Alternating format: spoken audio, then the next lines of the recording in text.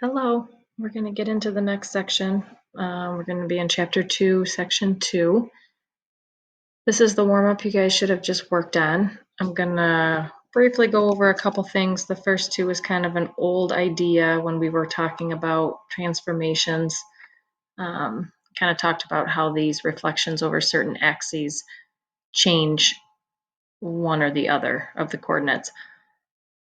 So for the first one, if you reflect it in the y-axis, it changes the x value and the y stays the same, so that would be your new point.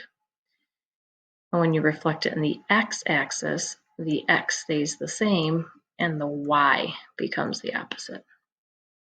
Also something you guys did in geometry. All right, these bottom ones is more of what we're going to be getting to in this next section. So I want to talk briefly about an exponent. I know you know what an exponent is. Like if I tell you 4 squared, you could all tell me that equals 16. At one point when you learned what exponents were, you learned that this 2 tells you how many times the base happens.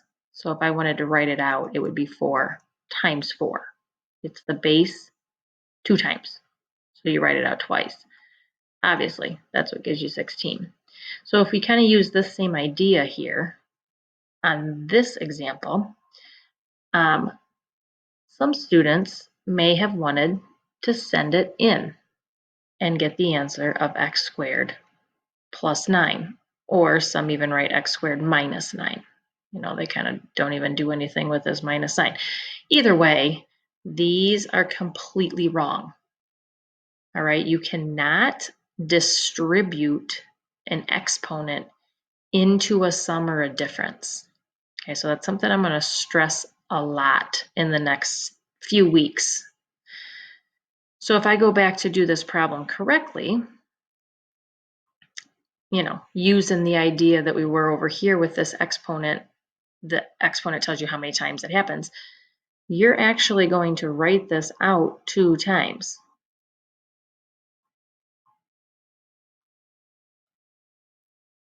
And then this might look familiar. In Algebra 1, you learned how to FOIL. So you're going to multiply the first terms, which is x and x, gives you x squared. Multiply the outside terms, which is a -3 and an x, which would give you a -3x. The inside terms, which is another -3 and an x, so another -3x. And then the last terms, which is a -3 times a -3, plus 9. And then you can combine these terms in here. So you get x squared minus 6x plus 9. That would be the simplified form of that quadratic expression. Okay, so if I come over here to number 4, I'm going to do the same idea. I'm going to point out a couple mistakes that happen so we don't do those. You should not send this 2 in first. That is wrong. All right, we still have to follow our order of operations, right? Please excuse my dear Aunt Sally. So the order of operations tells me I have to do parentheses first. The parentheses is x plus 4. Can't do anything with x plus 4, so that's done. And we move on to exponents because please excuse, E is next. Exponent is this. So I actually have to do this part of the problem before I can do anything with this 2. I'm going to leave this 2 out here. So I'm just squaring x plus 4, very similar to how I did this x minus 3. So there's a 2 here. I'm going to write this box part out, which would say x plus 4 times another x plus 4. And then I'll have that minus 3 at the end. So I'm going to FOIL this inside piece. When I FOIL first terms, you get x squared. Outside terms, you get a 4x. Inside terms, you get another 4x. And last term, you get a 16. I'm going to clean up my parentheses. So I'm going to combine like terms.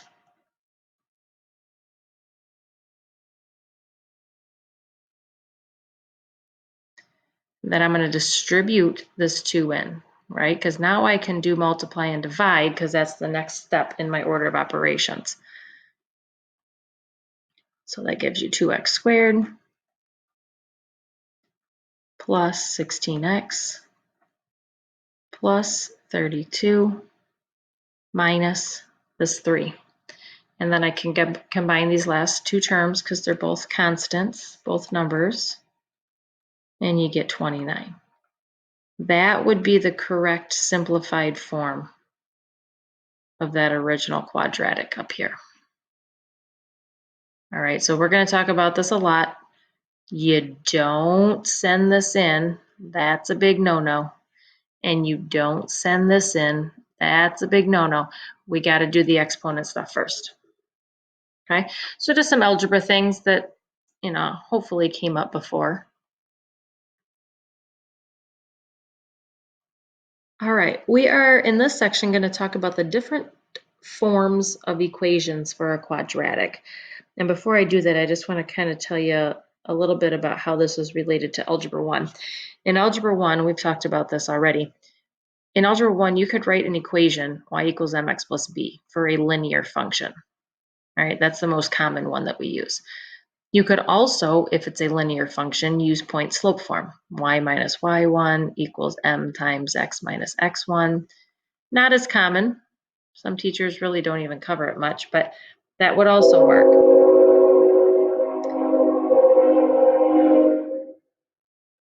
The other form is standard, which is ax plus by equals c. Also not very commonly used, but these were the different ways you could write a linear equation. All right, this was obviously the one that we used the most for almost everybody, I'm sure. But all of those would actually work. So what we're going to talk about in this one is all of the different ways that you could write a quadratic equation. And we've actually already talked about one, and that was this one right here. If you remember from last section, it's called vertex form. And then we're going to learn two other ones. So kind of similar to linear, there's 3 different ways or forms you can use to write an equation. And then we're going to talk about finding some of its key characteristics. And if at any point you need to stop and, pause to write some stuff down, please do so. All right, 2-2, characteristics of quadratic functions. First thing we're going to talk about is one of the key parts of any quadratic, no matter what form it's in. Like I said, we're going to learn 3 different forms. Axis of symmetry. Your axis of symmetry is the line that divides a parabola into mirror images. So basically cuts it right down the middle. So if you think of, any parabola, usually shaped so, you are going to cut it right down the middle. That line right there would be your axis of symmetry. So if I were to kind of fold it over that line, it would just lie onto itself. All right. Axis of symmetry is, again, a term that we do talk about in geometry. We talk about a square. How many lines of symmetry does it have? Well, I could cut it right down the middle this way. That was not in the middle, but you know what I mean. I could fold it over on top of itself. I could cut it right down the middle this way. I can cut it down this diagonal, or I could cut it down this diagonal. So it has 4 lines of symmetry. But all of those lines that I drew basically mean if I fold it on that line that I have, then it'll lie back onto itself. So it's the same idea for axis of symmetry. But now we're talking about a graph, so it's in an axis form. All right, this was the equation we talked about last section. This is called vertex form.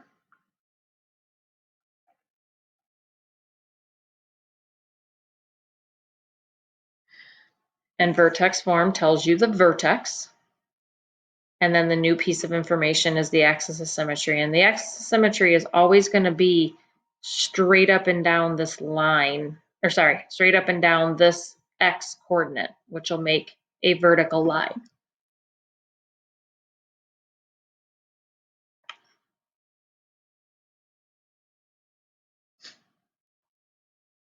Okay, so this is an example of a vertex form equation. And I know it is because it's in this a times x minus h squared plus k, right? It has that look. So a is -2, h is -3, k is +4. And they're asking you to graph this and label the vertex and axis of symmetry. Okay, so when they ask you to find the vertex and it's in vertex form, you're just going to use these two values, h and k. Now remember, your h is always going to be the opposite of what you see here. So your vertex for this example is at -3, 4. So over here on the graph, I'm going to go left 3 and up 4 and draw my vertex. And then the only other thing I know is the axis of symmetry, which is going to cut straight down that vertex. And you typically put an axis of symmetry using a dotted line, just so it kind of stands out different than the rest of the graph. So your axis of symmetry, and if you guys are all good with this, I'm going to abbreviate axis of symmetry as A of S, is going to be x equals -3. It'll always match that. Those will always be the same. Okay, now in order to graph the rest of this function, I'm going to have to figure out where do my points go on each side of this. Now I'll tell you this, your a term is negative. So what that's going to tell me is that your graph is going to be pointing downward, right? I'm going to have an upside down parabola. So I do know that. The question is like how wide or how steep or, you know, what shape does this graph take? And this is what you're going to do. You're going to take some points right around this, which is at -3. So I'm going to plug in -2 and I'm going to plug in -1 and I'm going to plot those 2 points and then I'm going to mirror image it to the other side because it's going to be symmetric to that. And then I'm going to connect those dots. So if I plug in -2 here, you'd get -2 times -2 plus 3. So this is going to give you 1. Then I'm going to square it, which is still 1. Then I'm going to multiply by -2, which is -2. And I'm going to add 4, which is 2. So when I plug in -2, I get +2. So that's going to be another point on my graph. -2, 2. And then I can mirror this over. This is going to have to look the same on the left side of the dotted line as it does on the right side. And then I'm going to plug in -1.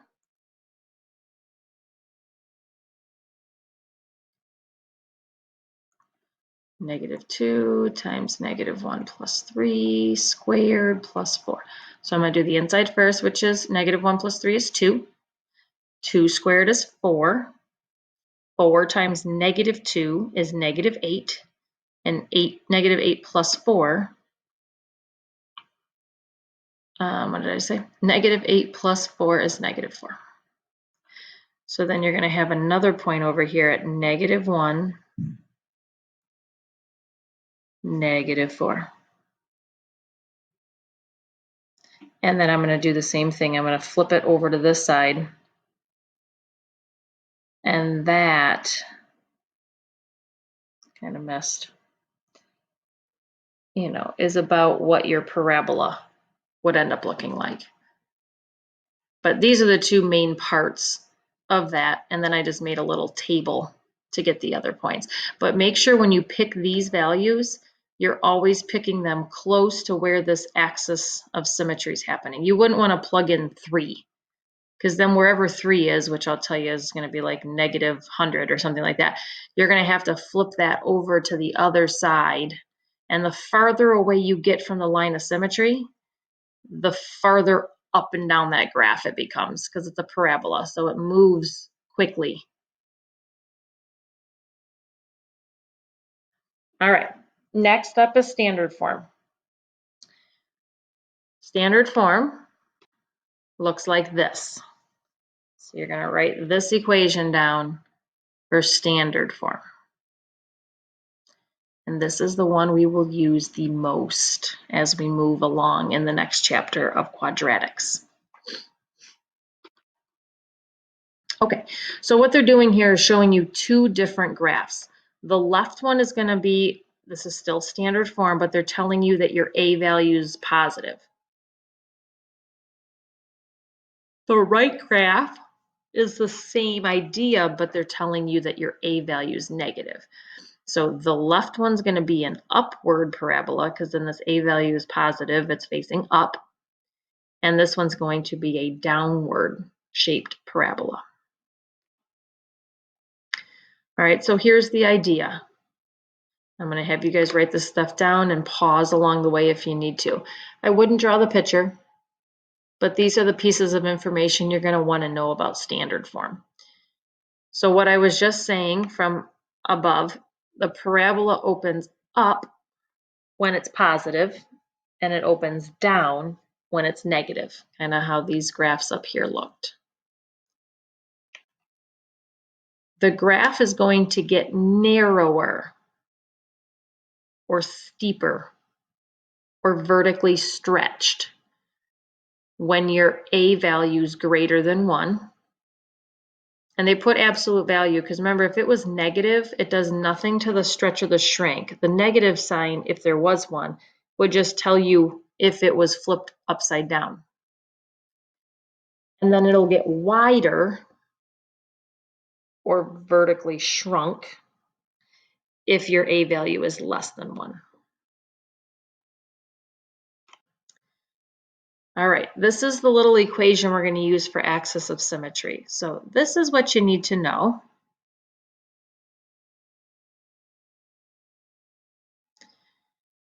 And then once you know where the axis of symmetry is, you know that your vertex falls on this axis of symmetry. Okay, so if you look up here, you can tell that the line goes through the vertex.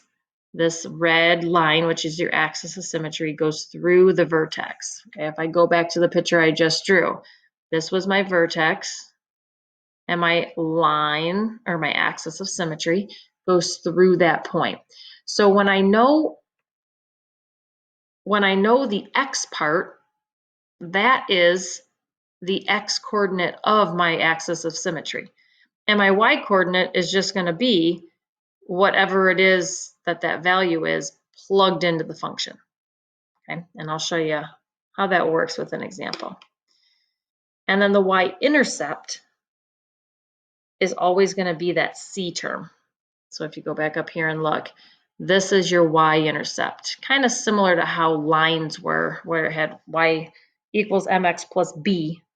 That plus b term was your y-intercept. Now it's the plus c term at the end is your y-intercept. Okay, so let's do this one. This is standard form, right? It's in this ax squared plus bx plus c kind of look. So if I want to find the vertex and axis of symmetry, I actually find the axis of symmetry first. And your axis of symmetry is going to be this little equation, negative b over 2a. X equals negative b over 2a. And that won't ever change. Now the next step is actually plugging in what b and a is. So this is a, this is b, and this is c. Not that we need to know c for this one, but we'll label all three of them. So now I'm going to plug in negative b. Well, this is negative 6. So the opposite of negative 6 would actually be positive 6. And then it'd be 2 over a, which is 3. So you get 6 over 6, which is just 1. So I know over here that my axis of symmetry goes down the x equals 1 line. Okay, that's all I know so far about my graph. I know my vertex is somewhere on this red dotted line. I just have to figure out exactly where. So your vertex is going to be at 1, comma, whatever I get when I plug 1 back up into the equation. So I'm going to plug 1 in for x, and that's going to give me f of x, which is y. So this is 1 squared. Then I multiply it by 3, so that's 3. Minus 6 is -3, plus 1 more is -2. So I know it's on this line, and it just told me when I found that it's at -2. And then the other thing, because they want me to graph this, the other thing I know about this equation is this term right here is your y-intercept. So I know it goes through the y-axis at 1. But the nice thing about parabolas, if you get 1 point, then you automatically get this other point because it's a reflection, right? This is a mirror image. So then I would get a parabola that looks something like that. And does it make sense that my U shape is facing upward? Yeah, because my A term is positive. Does it make sense that it's a little skinnier or narrower than the original? Yes, because I have a vertical stretch of 3.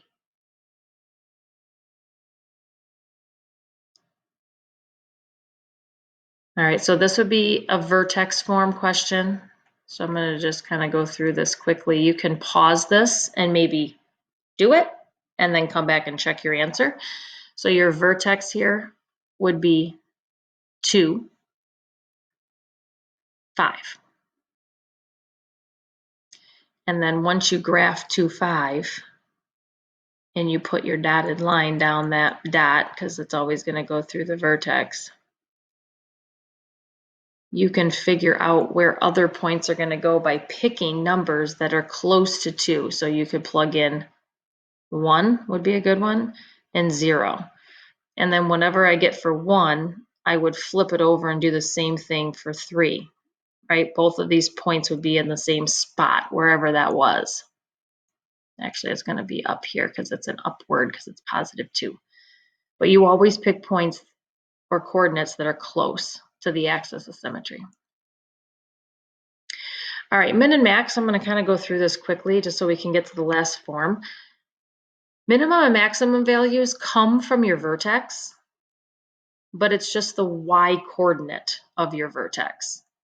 Okay, so that's the min or the max value.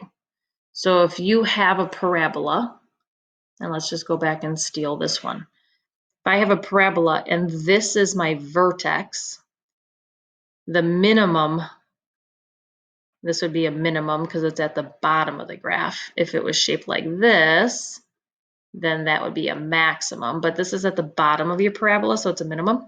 The minimum is just going to be whatever the y coordinate of that point is, which would be -2. If I go back to this other graph we did it also, this one is actually going to be a maximum. And the maximum here is going to be whatever the y coordinate is, would be your 4. Okay, so that's min and max, not overly complicated. We actually already have that information from the other stuff we've talked about, but you just have to remember it's the y coordinate.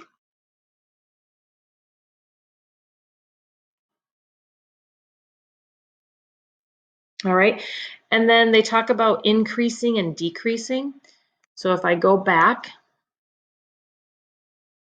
when we're talking about increasing and decreasing, you're talking about left and right of the axis of symmetry. So this one would be decreasing to the left of 1. So this would be decreasing when x is less than 1.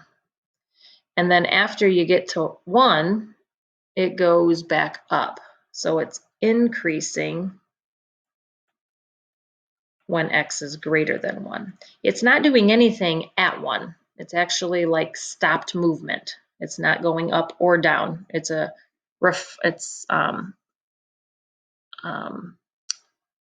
change of direction. So it's not doing anything. Now let's go back and look at the other one. So this one to the left would actually be increasing, because you always read the graph left to right, right? I know the arrows are going down, but as I approach this dot from the left side, it's coming up. So it's increasing when x is less than -3, right? I'm at -3 down here at this line. After it gets to -3, the parabola is going down. So it's decreasing when x is greater than -3. Again, we don't put any equal signs here because at -3 exactly, it's still.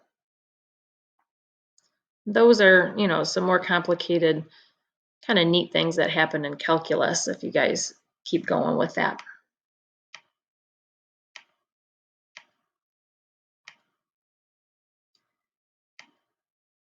All right, so here there's just a couple examples about min and max.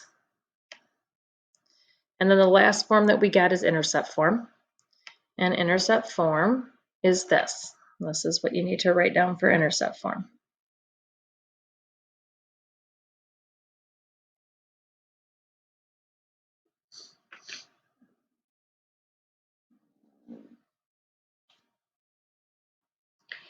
All right, so just like the other one, this is a picture of a parabola. And these are the pieces of information you need to know. So you can pause and write this stuff down. Your x-intercepts happen when you plug in whatever this value is, they call it P, or whatever this value is, they call it Q. And you get out 0.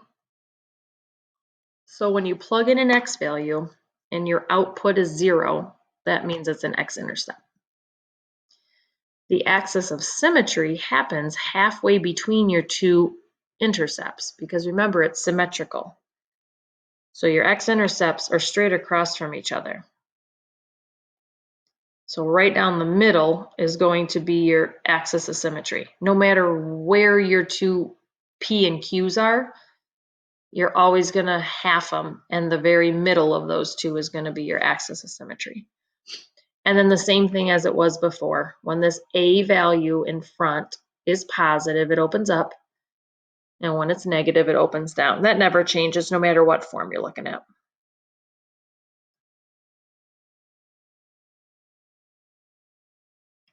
Pause and write that down if you need. Okay, so here's an example. We're going to graph this function, and we're going to label the x-intercepts. All right, so this is your A value, which obviously it's vertically stretched because it's 2, and it's flipped upside down because it's negative. So I know my graph's going to, look like this. Wherever it is, it's going to be an upside down parabola.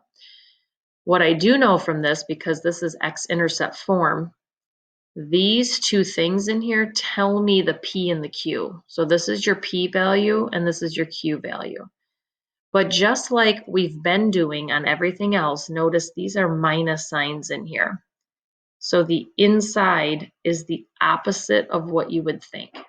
So my P would be -3 and my Q would be 1.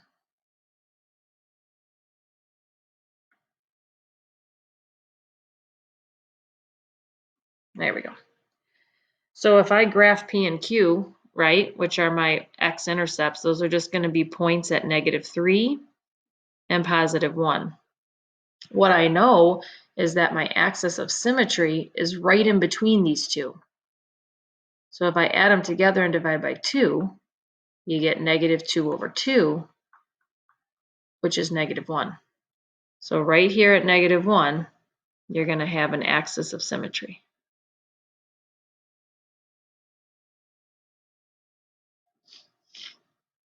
Okay, and now if I steal an idea that I had from the last form, standard form, if you know that your axis of symmetry is at -1, you know your vertex goes through that dotted line. So you know it's at -1, comma, something. You just have to figure out what that something is. Well, you can always figure out what the other half of a coordinate point is by plugging it into the function and getting the outcome. So I'm going to go back into my original equation and I'm going to plug -1 in for x. So it's going to say -2 times -1 plus 3 times -1 minus 1. And whatever this spits out is my output or my y value. So I'm going to do the parentheses first. This is 2 and this is -2. And I'm going to multiply all that together. So that gives me -4. Another negative gives me +8. So up here, I'm going to make my graph a little bit better. Up here at 8 is going to be my vertex. So then I would have a downward parabola, having a hard time connecting these dots. That would look like that. And it makes sense that it's upside down, right? Because it's a negative. So always kind of double check your answer that it at least makes sense to what it says. This is another one, same thing. This negative sign in front doesn't do anything but tell me that it's an upside down parabola. This still tells me 1p. This tells me the q, which are both of my x-intercepts. And they're the opposite of what you would see in here. And then the axis of symmetry is going to be adding those two together and dividing it in half. So you'll have 1 at -1, you'll have 1 at -5, and right down the middle of that, you'll have a -3, which cuts those dots in half, and that would be your axis of symmetry. And then you can go through the same process. I know this is the x part of my vertex. And then I'm going to use that number to plug it back in up here for x and get my output. This is just a fun story problem because golf is involved in my opinion, but this is just comparing, hey, here's a picture over here of information on a graph, and here's an equation of what it looks like in a function without the picture, and this would be intercept form. I know it's kind of silly looking, but this is your a value out here, which is a very little a value, so obviously it's going to be a horizontal shrink, kind of like, or sorry, vertical shrink, kind of like this one was. It got like wider u, right? It's much flatter, squished. This x right here is the same as saying x minus nothing. So 0 is going to be one of your x-intercepts, and 80 would be the other. So it's going to look a little different than this one. This one would only come up to here, right? 80. This would be your other x-intercept. And then you'd have to figure out what the middle of that is. 0 to 80 would be 40. So your axis of symmetry would be over here a little bit. And it would give you the same type of graph, right? Something like that. But that's just comparing two different things. So it's shot 1 is in the graph and shot number 2 that this person took is in a function. You're just comparing the two ideas. All right, that sums up 2.2. Kind of a lot of information, 3 different forms, a new idea of axis of symmetry. Go back, rewatch, take notes. You got these 2 homework assignments. Delta Math has 2 sets of 10, so 20 problems total. And your Big Ideas has 12 questions from the book, but it's in Big Ideas online. Both of them are due Wednesday at 3 p.m. Good luck.